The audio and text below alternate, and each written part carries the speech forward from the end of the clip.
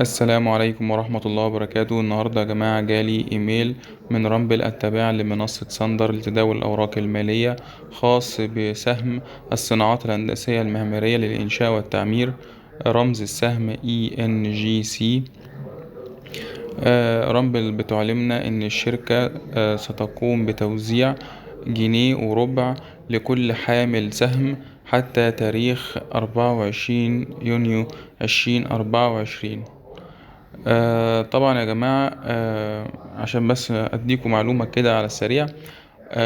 أغلبية القطاعات اللي بتوزع أرباح، بعد عملية توزيع الأرباح أو في نفس اليوم بتاع توزيع الأرباح، بيحصل انخفاض في قيمة السهم.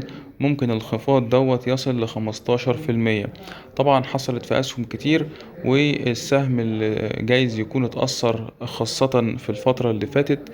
بنك الإسكان والتعمير قام بتوزيع 5 جنيه لكل حامل سهم، وكانت قيمة السهم في الوقت توزيع الربح أو الأرباح كان 50 جنيه، ودلوقتي السهم بيتداول بقيمة 40 جنيه أو 42 جنيه. فطبعا قيمة متدنية جدا، خاصة بعد عملية توزيع الأرباح.